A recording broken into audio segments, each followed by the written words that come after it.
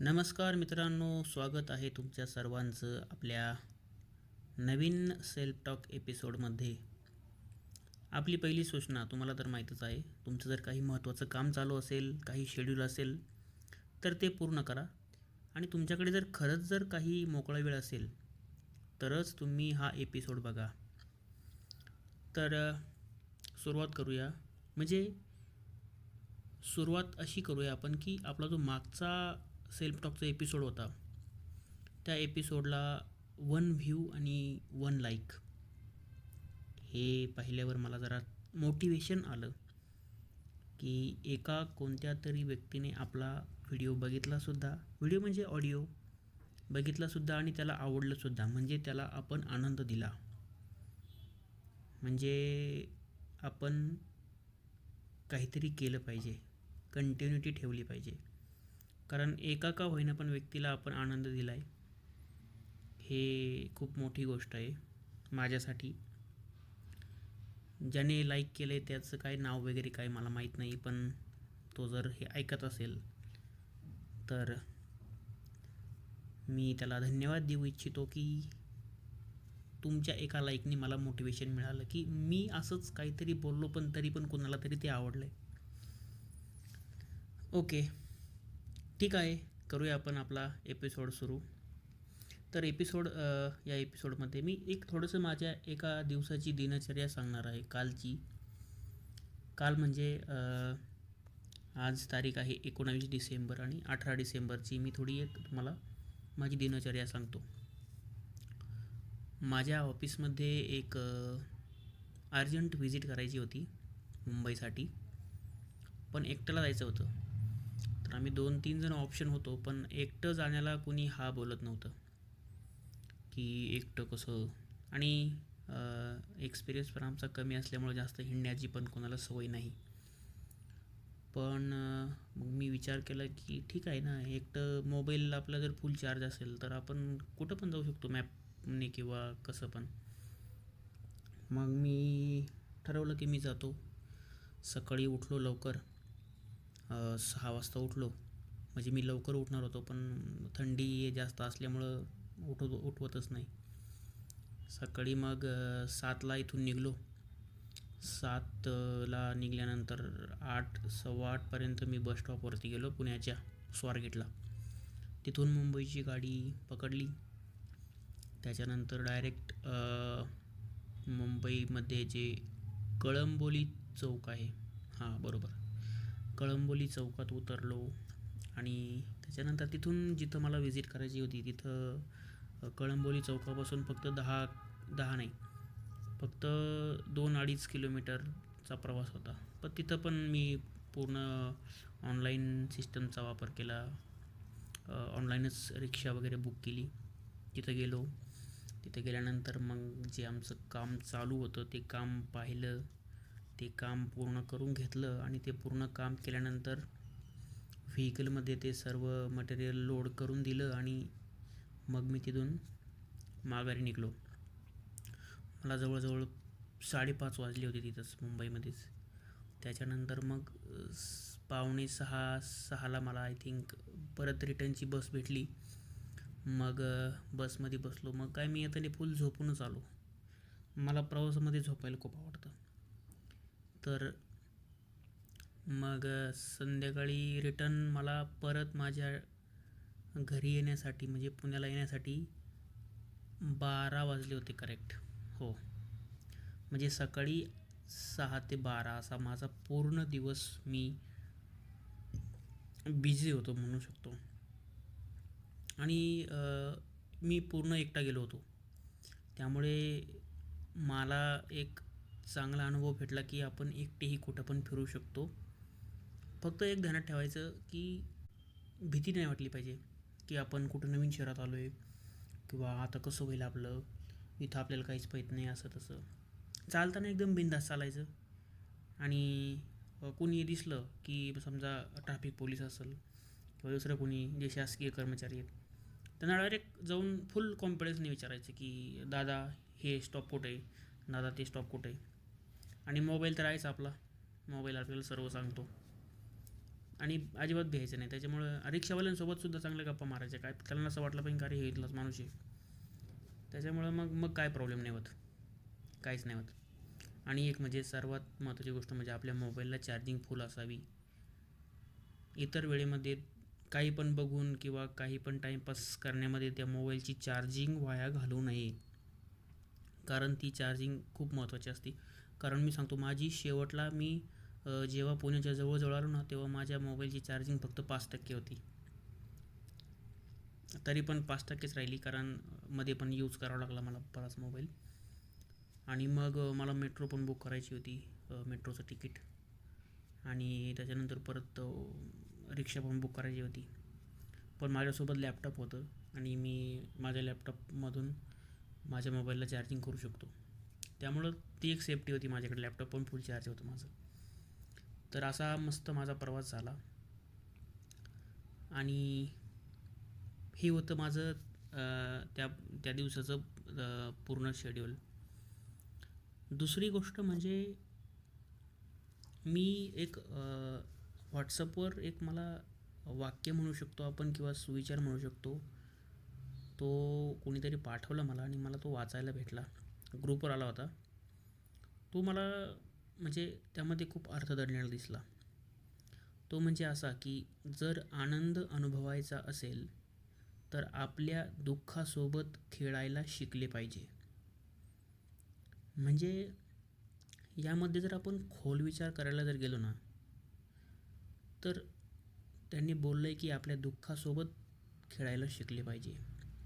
म्हणजे कसं, याचा जर पॉझिटिव्ह अँगलने जर आपण विचार केला, दुःखासोबत खेळणं म्हणजे काय, की समजा आपल्याला काहीतरी दुःख आलं आहे, त्या दुःखासोबत खेळणे म्हणजे त्या दुःखाने आपल्यासोबत जी परिस्थिती निर्माण झाली आहे तर त्या परिस्थितीला आपण कसं टॅकल करतो, त्या परिस्थितीची आपण कसं झुंज देतो, ते पण काहीतरी मोटिवेशन ठेवून. समजा ठीक आहे दुःख आलं आहे आपल्याला, पण हे दुःख जाणार आहे, हे काय कायम राहणारं नाही आहे, ही आपल्यामध्ये एक पक्की भावना पाहिजे. दुःख आपल्याला आलं आहे ठीक आहे, पण हे कधी ना कधी जाणार आहे, पण हे आपल्यालाच घालवायचं आहे, याच्यावरती आपल्यालाच मार्ग काढायचे आहेत. आणि याच्यातून आपण जी आपली स्वतःची इम्प्रूव्हमेंट करून घेणार आहे, आपल्याला जे पुढच्या काही जीवनातील येणाऱ्या दुःखांना आपण चांगल्या प्रकारे सामोरं जावं म्हणून हे आपल्याला दुःख आलं आहे असं समजून त्या मोटिवेशनने आपण जर त्या दुःखासोबत खेळलं तर आपल्याला दुःखसुद्धा एकदम असं नॉर्मल वाटून जातं आणि त्यातूनसुद्धा आपण एक नवीन अनुभव घेतो. आणि तोच आपला जो आनंद आहे म्हणजेच तो आनंद की जो आनंद आपल्याला अनुभवायचा असतो. कारण तुम्हाला एक सांगतो, समजा आपण जर एखादी अचिव्हमेंट आपल्याला असं हे करायची, म्हणजे समजा कसं की आपल्याला जॉब पाहिजे. तर समजा आपण इंजिनिअरिंगचं उदाहरण घेऊ, तर आपल्याला जॉब पाहिजे हे आपलं फायनल डेस्टिनेशन आपण ठरवून ठेवतो. तर मग त्याच्यासाठी काय आपल्याला पूर्ण 11वी-12वीपर्यंत पूर्ण सायन्स, त्याच्यानंतर 4 वर्ष इंजिनिअरिंगचा पूर्ण कोर्स. तर त्या 4 वर्ष इंजिनिअरिंगमध्ये ना आपण जी जर्नी असते ना आपली, तर ती जर्नी इतकी मस्त असते ना, तो जो आनंद असतो ना, पण होतं काय माहिती आहे का, आपल्याला तो आनंद आपण किती मस्त आनंदात होतो हे आपल्याला कधी कळतं माहिती आहे का, जेव्हा आपल्याला जॉब भेटतो आणि त्याच्यानंतर आपण जॉब भेटल्यानंतर जेव्हा एक 6 महिने वर्ष पूर्ण होतं ना तेव्हा आपल्याला कळतं अरे यार आपल्याला तर जॉब भेटला, आपल्याला जे पाहिजे होतं ते भेटलं, पण जो आपण आनंद अनुभवायला पाहिजे होता ना तो त्या जर्नीमध्ये कॉलेजमध्ये त्यावेळेस आपण नाही अनुभवला. आपण फक्त भीतीत राहिलो की पेपर सबमिशन मार्क्स, आपल्याला हे पाहिजे ते पाहिजे, त्यासाठी आपण खूप कष्ट केले, रात्र अभ्यास केला. आपण त्याला दुःख मानायचो की अरे यार माझ्याकडून होत नाही आहे, मलाच खूप स्ट्रगल करावं लागतं आहे, म्हणजे आपण त्याला दुःख मानत होतो. पण ते खरं दुःख नव्हतं, ती जर्नी म्हणजे आपला खरा आनंद होता. आणि हा जो सुविचार आहे ना हे त्याचं परफेक्ट उदाहरण आहे की आपण कॉलेजला असताना किंवा शाळेत असताना ना आपल्याला जे करावं लागतं आहे ना त्याला आपण स्ट्रगल मानतो किंवा दुःख मानतो. पण खरं जर आपण जर डीपमध्ये जर अभ्यास केला ना तर खरं ती एक जी जर्नी आहे ना आपली, तो प्रवास म्हणजे खरा आनंद आहे. ना की आपण जेव्हा आपलं गोल अचीव करतो, दॅट इज ऑल्सो ओके, की तोसुद्धा आनंद खूप मोठा असतो. कारण ज्याच्यासाठी केला होता अट्टाहास पूर्ण तो मागचा, ते आपल्याला भेटत असतं. पण ते जे भेटलेलं आहे ना आपल्याला, ते एक टेम्पररी असतं. पण आपण जेव्हा विचार करतो ना, अरे यार काय प्रवास होता आपला, त्या प्रवासातील एक एक किस्सा, त्या प्रवासातील एक एक घटना, आपण असा विचार करतो ना, तेव्हा तेव्हा आपल्याला कळतं की अरे यार आपली जर्नी किती चांगली होती. म्हणजे त्यात आपल्याला आनंद भेटतो. कधी त्याचा जर नुसता विचार केला तरी आपल्याला आत्ता आनंद भेटतो, पण आपण तो आनंदाला मुकलेलो असतो. म्हणून ना जीवनात जर कायम सुखी राहायचं असेल किंवा आनंदी राहायचं असेल ना, तर आपल्या स्ट्रगलच्या काळामध्ये ना आपल्या परिस्थितीसोबत खेळता आलं पाहिजे आपल्याला. आणि मग खरं आपल्याला नंतर आपल्याला रिग्रेट होत नाही की आपण तो जो आपला काळ होता तो आपण एन्जॉय केला नाही, किंवा आपण फक्त एका गोष्टीमागेच पळत राहिलो. म्हणजे माझं तर डायरेक्ट मत आहे, सरळ सरळ मत आहे की आपल्याकडे काहीतरी स्टोरी पाहिजे यार. म्हणजे आपण जेव्हा आपल्या वयाच्या निम्म्या वयाच्या पुढं जाऊ, म्हणजे समजा 40, 45, 50च्या वयाच्या तिथपर्यंत जाऊ ना, तेव्हा आपल्याला नाही का, समाजाला नाही म्हणू शकत आपण, पण एक आपल्यात लोकांना सांगण्यासाठी ना काहीतरी आपल्या जीवनाची आगळी वेगळी स्टोरी पाहिजे. म्हणजे खूपच अशी स्टोरी नाही पाहिजे की मी खूप आधी वेडा होतो आणि नंतर मग हळूहळू शहाणा झालो, मग मी हे केलं ते केलं. नाही, तसं नाही. एक अशी स्टोरी पाहिजे ना की मी हे पण केलं, त्यानंतर मला तिथं मी अयशस्वी ठरलो, तिथून मला हे शिकायला भेटलं, मग त्यानंतर ते मी तिथून जे शिकलो ना ते माझ्या पुढच्या याच्यामध्ये मी असं इम्प्लिमेंट केलं, आणि त्याच्यामुळं मग मला तिथं जास्त काही स्ट्रगल करावं लागलं नाही. म्हणजे लर्निंगच्या ज्या आहेत ना, समजा मी तुम्हाला एक सांगतो की मी जेव्हा लास्ट इयरला होतो ना इंजिनिअरिंगला, तेव्हा एक कॉम्पिटिशन होतं. तर त्या कॉम्पिटिशनची फीज होती 100 रुपये.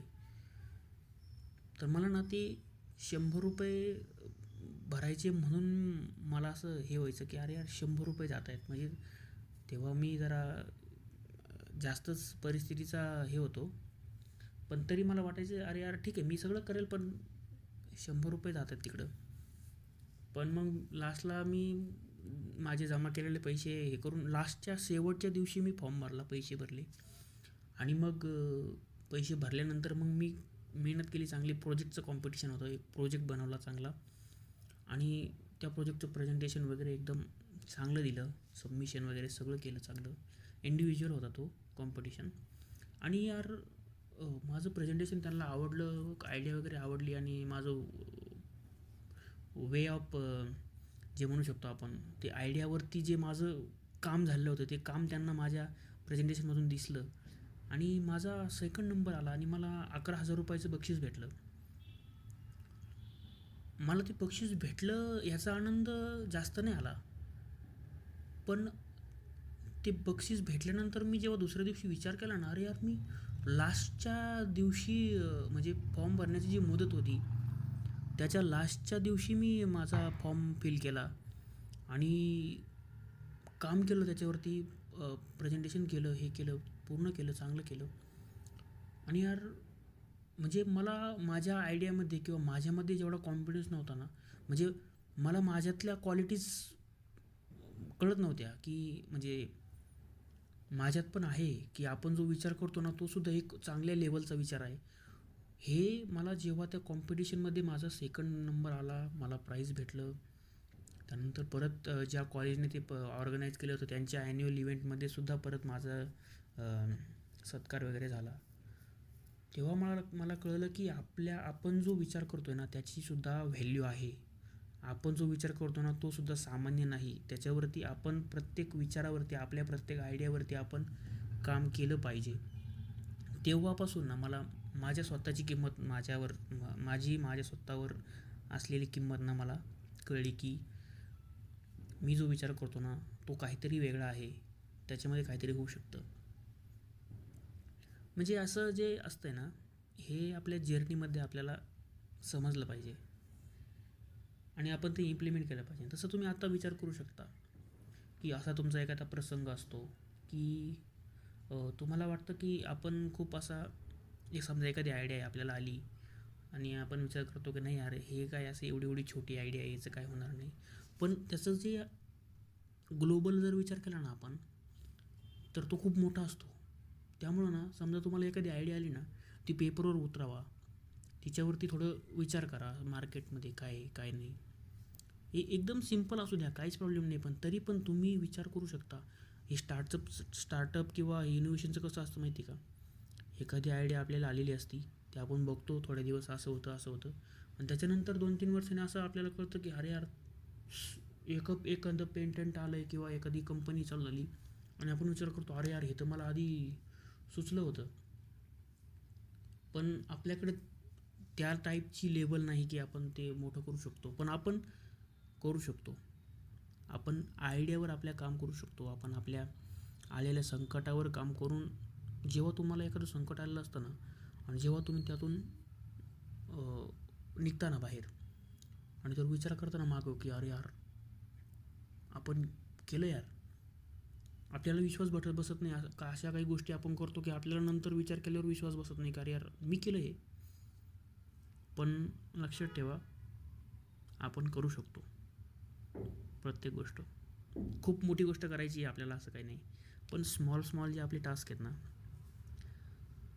त्याचा आनंद घ्यायचा. कधी जेव्हा ते त्या परिस्थितीमध्ये आपण मोटिवेट राहून आपण तिला टॅकल करायचं आणि त्याच्यानंतर जेव्हा ती परिस्थिती निघून जाईल ना, जेव्हा कारण किंवा काही आपण जे अचीव करू ना त्याच्यानंतर विचार करायचा की अरे आपण काय केलं काय झालं, आपल्याला विश्वाससुद्धा बसत नव्हता. तुम्ही साधा विचार करा, तुम्ही 10वीला आपण किती अभ्यास करतो, खूप अभ्यास करतो, मरतो, एकदम जागून अभ्यास करतो आणि आपल्याला जेव्हा पर्सेंटेज मिळतात ना तेव्हा आपल्याला आनंद होतो. पण आपण हा पण विचार करून बघा की या पर्सेंटेजला आपण काय काय केलं यार, म्हणजे खूप खूप आपण मेहनत केली आणि त्या टाईमला आपल्याला हे माहीत नसतं की आपण आनंद पाहिला पाहिजे, हे पाहिलं पाहिजे. नाही, आपण फक्त त्याच्या मागंच पळतो, मार्क्स. पण मार्क्स मिळाल्यानंतर जो आनंद होतो तो, आणि जेव्हा आपण आठवतो ना मागं की आपण आयलं हे केलं, तो आनंद, दोन्ही कंपेअर करून बघा एखाद्या दिवशी, मग कळेल तुम्हाला. आणि असं पण विचार करून बघा की समजा आपल्याला एवढे मार्क्स भेटले, पण आपण जर अभ्यासच नसता केला तर एवढे मार्क भेटले असते का? पण आता तर भेटून गेलेत. मग काही जण काय विचार करता माहिती आहे का, की हे माझ्या नशिबात लिहिलेले होते एवढे मार्क, मी काही नसतं केलं तरी भेटले असते.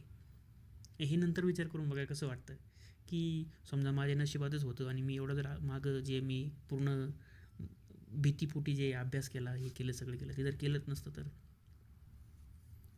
हा सुद्धा एक सेपरेट विषय आहे, आपण याच्यावर नंतर चर्चा करू.